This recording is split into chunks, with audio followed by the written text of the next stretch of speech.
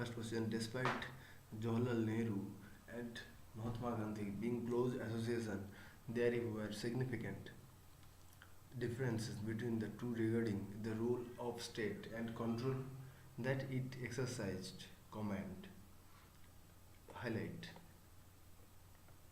comment approach highlight the difference between the views, ideologies of Gandhi and Nehru, the state role and its control over various aspects of the country. Conclude positivity with a few similarities of Gandhi and Nehru for the longer benefit of India. Answer: Mahatma Gandhi and Jawaharlal Nehru were two important personalities of India's freedom struggle. Nehru was extremely influenced by Gandhi. Both contributed immensely in shaping up various political, socio-political, economic aspects of independent India. So here Mahatma Gandhi and Jawaharlal Nehru were two important prominent personalities of India's freedom struggle. Nehru was extremely influenced by Gandhi. Both contributed immensely in shaping up various socio-economic and socio-political economic aspects of independent India, but they had fundamentally different views on the role of state and the control it exercised. In that there is an Indian ethic reflected in Gandhi's thought versus a Western escape one that India's first Prime Minister has had embraced. So here both contributed immensely by shaping up various socio-political economic aspects of independent India, but they had fundamentally different views on the role of state and the control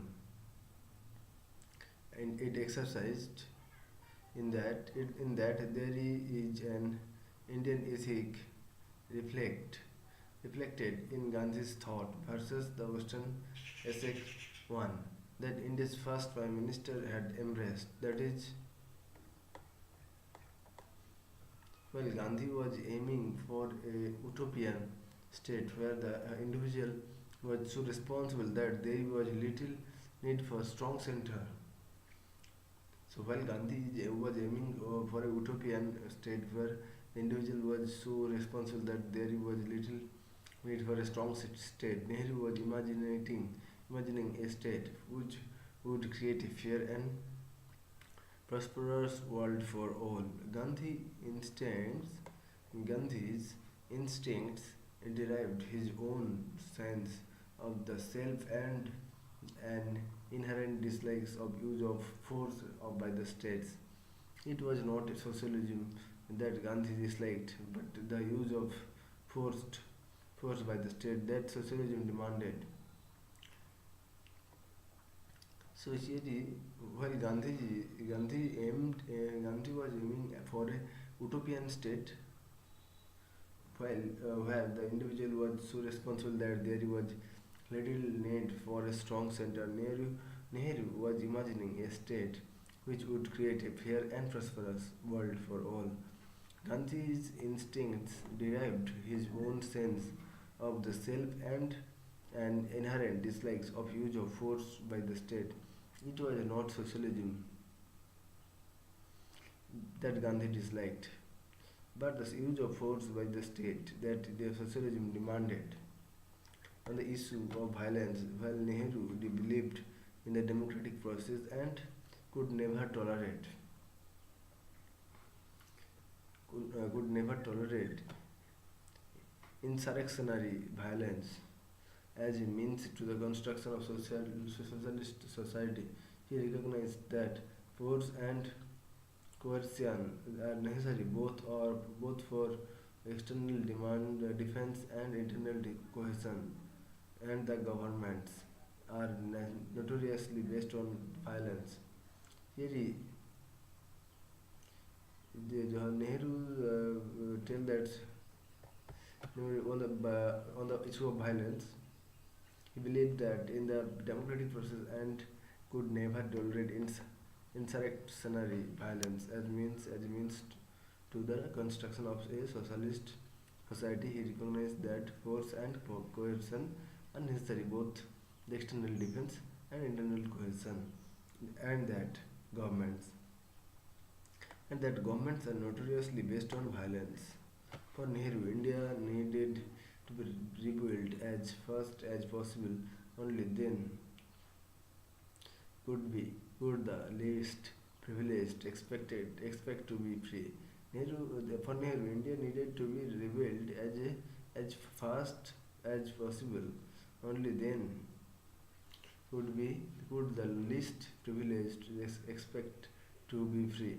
Development would have been far more important to make India free.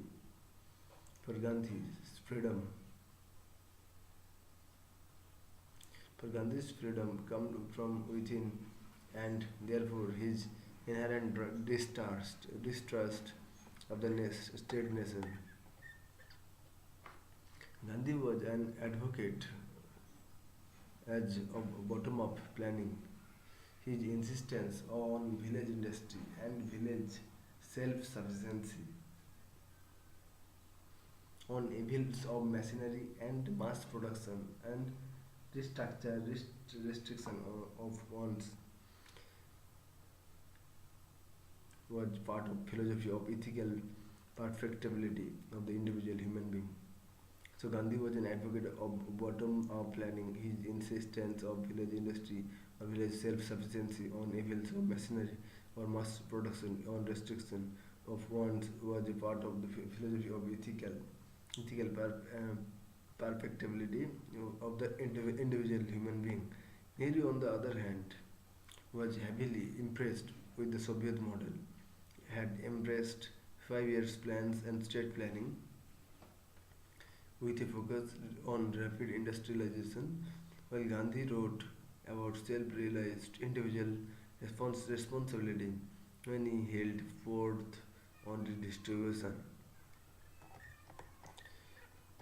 So, sorry, through trusteeship, Nehru created a sorry, Nehru created a mechanism forcing that the individuals and business to conform to a state determined planning process. Despite these differences, they had many similarities in viewpoints, such as support for non-violent method, and respect for women. They relentlessly worked for present abolishment of zamindari and anti-colonialization. The means adopted by both may have been different, but the end to be achieved was the same: a free, prosperous, and inclusive India. So they relatively worked for present abolishment of zamindari and anti-colonization. The means adopted by both may have been different, but the end to be achieved was the same: a free, prosperous, and inclusive India. So next we see this question. So thank you.